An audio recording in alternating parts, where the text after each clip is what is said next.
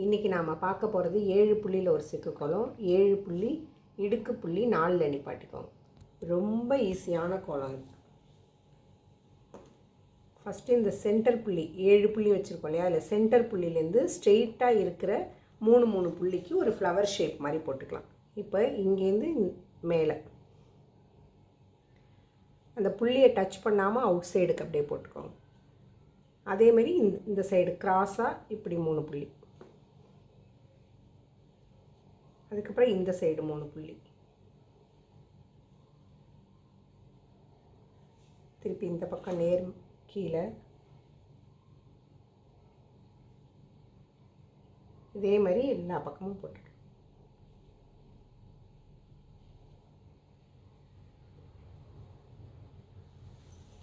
இப்போது ஒரு M shape போட போகிறோம். எப்படி போட போகிறோன்னா, இந்த பெட்டல் இருக்கு இல்லையா, இதுக்கு 2 பக்கமும் ஸ்ட்ரெயிட்டாக இருக்கிற இந்த 3 புள்ளிக்கு இப்படி லைன்ஸ் போட்டுக்கோங்க.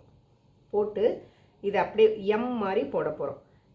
இந்த பெட்டலுக்குள்ளே 3 புள்ளி இருக்கு இல்லையா, அது மேலே இருக்கிற 2 புள்ளிக்கு நடுவில் இப்படி ஜாயின் பண்ணிடணும். இதை எங்கே நிப்பாட்டினோமோ அதுலேருந்து அப்படியே இந்த 3 புள்ளிக்கு கணக்கு எடுத்துக்கோங்க. அப்படியே இறக்கி திருப்பி ஒரு எம். அதேமாரி இந்த நிப்பாட்டினோம் இல்லையா, இந்த லைன்லேருந்து அப்படியே 3 புள்ளி கிராஸாக கணக்கு எடுத்துகிட்டு அப்படியே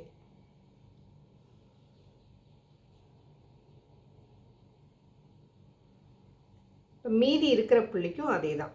இப்போ இங்கே 3 புள்ளி தெரியுதா, இது ரெண்டுத்துக்கும் நடுவில் ஒரு எம் போட போகிறோம்.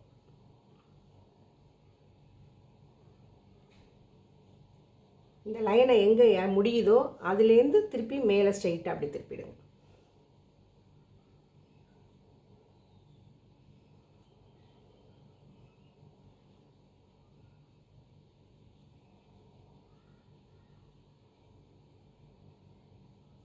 அவ்வளோதான். எவ்வளோ சிம்பிளான கோலம் பாருங்கள். சென்டரில் அலங்காரத்துக்காக மேலெல்லாம் டாட் வச்சுக்கலாம்.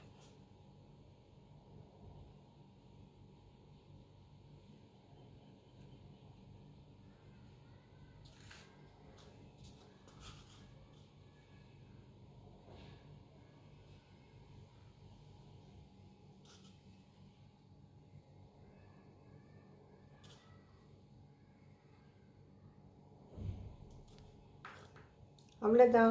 சூப்பர்.